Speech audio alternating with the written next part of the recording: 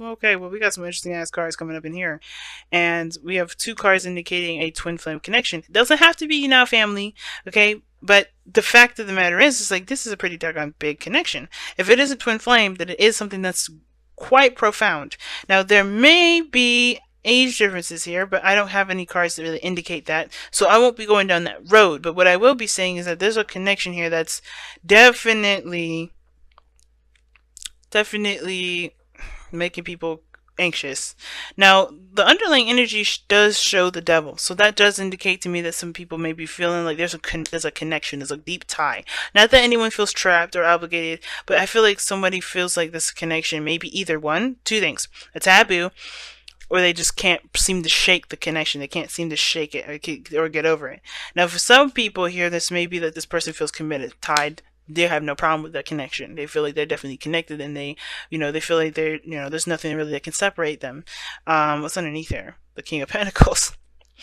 Okay, so that was you, Taurus, but it could also be another Taurus, Virgo, or Capricorn. But this person, like, I feel like when you're in love, you're so serious in the sense of like you don't play around. That person belongs to you. You belong to the other person. You guys are a unit, a connection, an item.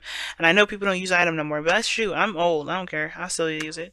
I'm old in spirit. But anyway, um, I do feel like there's a connection between you and this individual. Obviously, I said that before, but I feel like there's some resistance only because there is a bit of a power struggle with this. Now, the reason why I say this is because the Queen of Swords is coming up in the mind space. Someone's definitely a little more detached, looking at this in a very logical manner, very analytical when it comes to the connection here. They also know their truth. They know what they believe in. They know their stance on things. I think they are kind of waiting for some sort of information, though. I think they've said their piece. Because this Queen of Swords, she's very dormant. She won't go out of her way to make to extend a message. That's more of the King's kind of thing. Um, and I feel like whoever this person is, they're waiting for some sort of message here. They're very clear, and they've been very open, and they're very aware of everything that they're feeling and thinking. Everything's like clear minded with this person, but this person's holding back something terrible. You have the Four of Pentacles here. Now, typically, I do read this side as you guys, Taurus. It's like my default for the soulmate investigation readings that I offer on Instant Go. So this is this is the default way, but you are totally allowed to flip on the other side if this side doesn't resonate with you. But somebody's holding back. Somebody's not expressing themselves, and it could be that they just have lost some things before, and they're focusing on the losses that they've experienced. Therefore, they're not looking at the potential for there to be a relationship, or there in fact is a relationship there at all. Now, some of this could also indicate here that this person may have shut this person down before, and they regret the decision, but they don't realize that this person may be be accepted, maybe open to accepting them back. But this person's mindset is so Four of Pentacles. It's like they're not opening up. They're holding stuff in, clinging on to comfort zones. They're not really expressive. They're not opening up. They're just a nice little boxed up cage. But how they, and how they're displaying that is reflective of what they may be missing in their life and what they lost. Okay.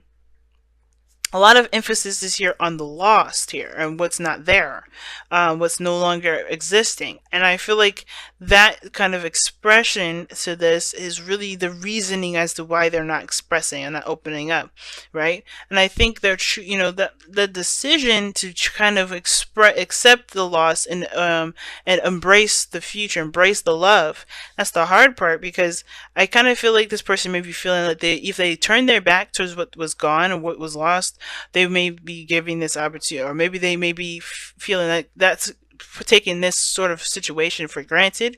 Like they just can quickly get over something like that, get over a breakup, get over someone that they've lost, physically. But ultimately, I feel like this person may be, just unready to release this energy because they haven't truly forgiven themselves or forgiven the situation as to what happened here. So they can shift their focus to the opportunity for new love, since that is the obstacle. Believe it or not, that's the obstacle. Everybody's got the Five of Swords here. Everybody's like, what about this? What about that? What about the doubts? And this person here may be very clear on what they want, but they're showing the indecision. And to me, the Seven of Pentacles can be indecision only because the person's trying to figure out whether or not this is something they really want to continue growing or continue building on. Now, they understand that there's work that still needs to be done, and they know what work needs to be done there too. And it's about whether or not it's something that they can truly dedicate their time to. Now, the reasoning why they have this kind of mindset here is because of justice. Now, that's a weird card to get there in the first place, but I feel like it's karmic in the sense of a connection here. Now, I'm saying this because, as well, like, I think this person is looking at ways to improve or try to make this relationship better, but they're waiting. There's not much they can do. They have to decide whether they're in or out, but I feel like they're ultimately in. I don't think they're out at all. I feel like this person's in. They know what they want. They know the truth. They know that they're not indecisive here. And honestly, I feel like they're trying to figure out what else they can do to improve the potential for this relationship to connect. Now, with retreat, which it says it is time to disconnect from the world, I feel like there is this time apart that you guys have, the separation that you have, and it's meant only to recharge and to rejuvenate the spirits. Because if you look at this person is doing all this stuff for balancing purposes, and this person is trying to get a balance between not necessarily a balance between their head and their heart, but this is about accepting their emotions. That I see with the lovers. I understand this is also balance. This is also having a it's in a way it is having a balance of your head and your heart as well. Some people see this as a head or heart decision. I don't see that as a head or heart decision, because this person just has to ultimately accept that they love the thing that they love, or perhaps not to let their heart get too carried away, and really think things through. But I feel like in this sort of situation here, the expression, the emotion is not getting through. The thing that's being suppressed here is the emotion, because ultimately, I feel like if this person was truly mourning, they wouldn't feel clogged up at this point, right? They won't see this relationship as like, I can't open up, I can't express, I can't take that risk and lose something else, because I think they haven't gotten over what that this loss isn't something that, that they can not only take back, but also let that determine their future. Because the lovers here is showing that there is a connection that this person feels, and that's the hard part, right? They know that that's there. Sometimes I feel like this is you guys, right, or someone else, that they may not know at all. They may not feel it. They may not realize it, because that pain of losing something else, something very precious to them, it's so painful that it's kind of trumping this amazing feeling. But that's the weird thing, right? It doesn't. It can't. The lovers is way more stronger than the Five of Cups for me. And combine that with the Devil. That's a really strong connection. But the fact that this person is trying to hold on to what's lost, to remind them that's to never go into a relationship again, so they don't lose and feel in pain, that is something that the mind is doing. I feel this is convincing the heart of what the mind is trying to say, but the heart's already made up. So it's really about accepting what your truth is and going for it. Because what brought you two together, very weirdly enough, was the Five of Swords. I feel like you guys both lucked out in something. That both of you guys both experienced something really badly. Some pain that was lost here. Somebody may have, you may have been left behind. You may have been, defeated in some sort of way. You may have lost something, and you may have had to kind of look out for yourself, look out for your own needs, make sure that you were taken care of.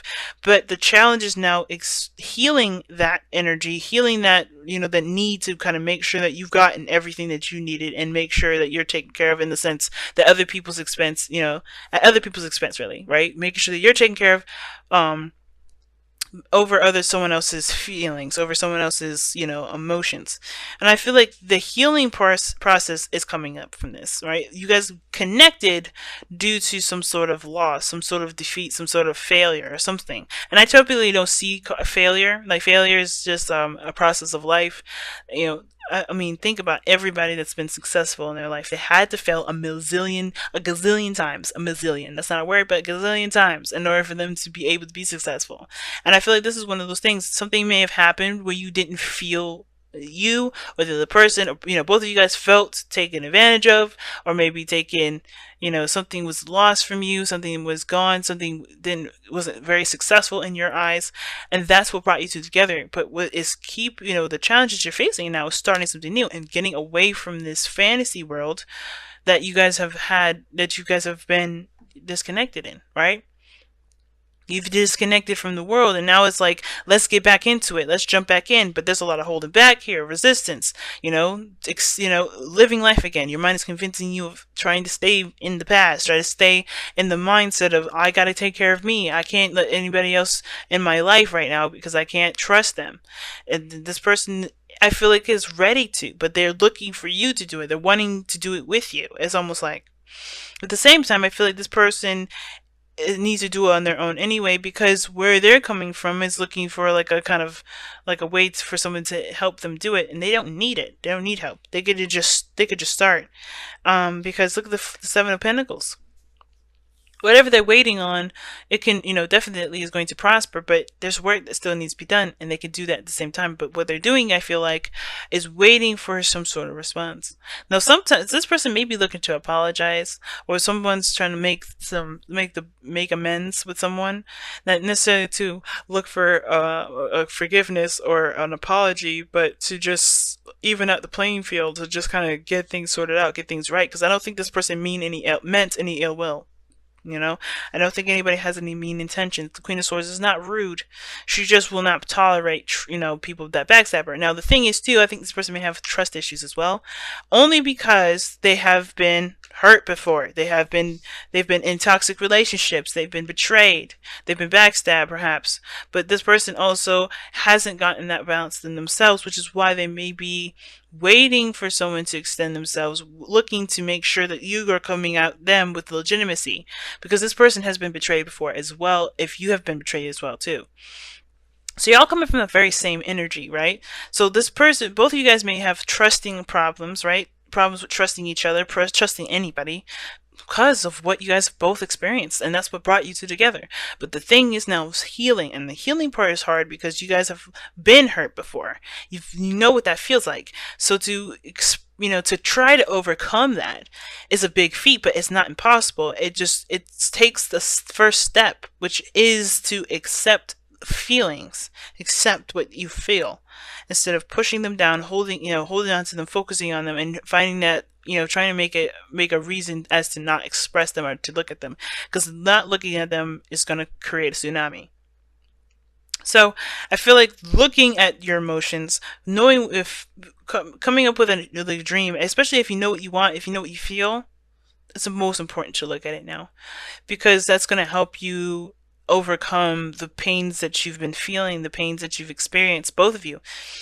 If you know what you want, you know what you're going for, you know what you're trying to get to it, right? That's an incentive to heal, because you have something to go for now. You have hope.